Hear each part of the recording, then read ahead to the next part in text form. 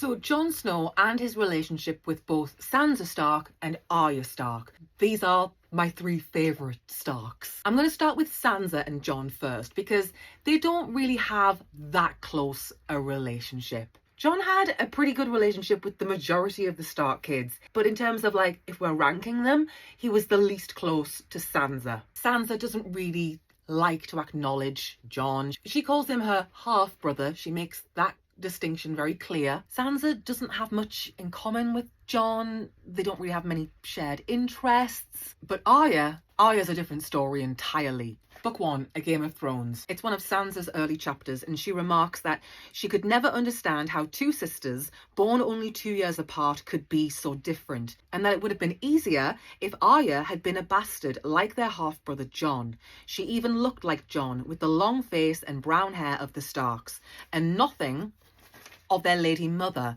in her face or her colouring. The way it all pans out, Sansa, and I mentioned this the other day, she takes after her lady mother. She follows Catelyn's example. She doesn't really give Jon a chance. And they don't have anything really in common. It's not like Jon is going to sit down and practice needlework with Sansa. But Arya, different story. Arya and Jon not only look alike, but they have a shared bond. This kind of fun side of them, this kind of silly side comes out. You don't really picture Jon Snow as like the class clown. He's a very serious kid with like the weight of the world on his shoulders. But when he spends time with Arya, Jon, he's like a little kid, and the two of them have a laugh and they have a lot in common. Like, Arya is a tomboy. She's rough and ready. She's happy to get down in the dirt, scrape her knees. Could you see Sansa doing any of that? And Arya never looks at Jon as anything less than her brother, her full brother as far as she's concerned. At one point, because Jon was known as a bastard, Arya was like, am I? Because I look an awful lot like him. But it's notable how differently both sisters approach a relationship with Jon. And from Jon's point of view, when he goes to the Night's Watch, he's a bit homesick initially, and he's like, damn, I miss everybody, even Sansa. But it's Arya that he misses the most, even more than Robb. And Robb and Jon were thick as thieves. Skinny little thing that she was, all scraped knees and tangled hair and torn clothes, so fierce and willful. Arya never seemed to fit, no more than he had, yet she could always make Jon smile. He would give anything to be with her now, to muss up her hair once more and watch her make a face, to hear her finish a sentence with him. And Arya is the exact same way. She wants nothing more than to be able to run into Jon's arms, for him to mess up her hair, for him to call her little sis. When you compare Jon's relationship with Arya, it's in stark contrast. If you'll pardon the pun, that was not intentional, but I'm going to leave it in. It's in stark contrast to his relationship with Sansa. There's a coldness from Sansa, whereas there's a warmth from Arya. I guess it would make sense that she and Jon would gravitate together. They both feel like outsiders. Jon obviously feels the weight of the bastard status. It's like a noose round his neck. And then Arya, she doesn't fit in. Sansa is like the perfect lady, you know, doing the needlework and everything's all prim and proper.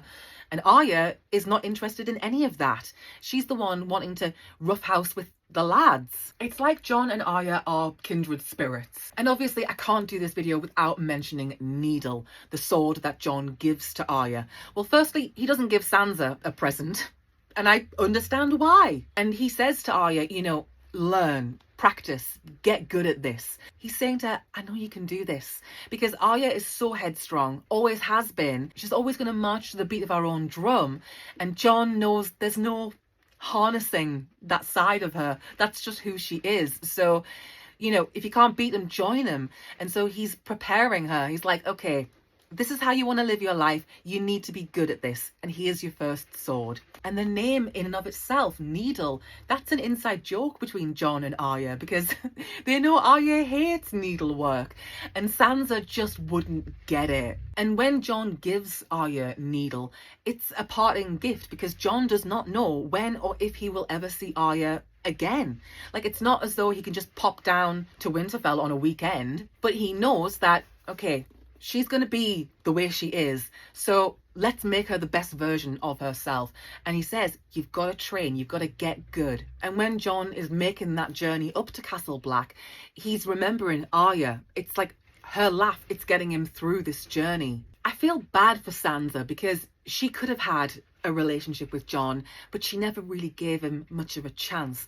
And she missed out because you see it with Jon and Arya, how close they are. But Sansa, eventually, she warms to Jon. Like, she thinks, damn, I was pretty hard on him. It's only after going through a lot of learning curves that Sansa gets to a point where she can start to appreciate Jon. His bastard status doesn't matter. That's Jon.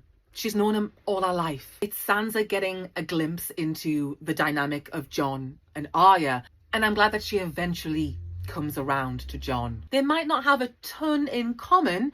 I don't know much about what they discuss or what kind of things they get up to, but Sansa, now she's lost family members, it's made her wake up and she realizes Jon is my family as well.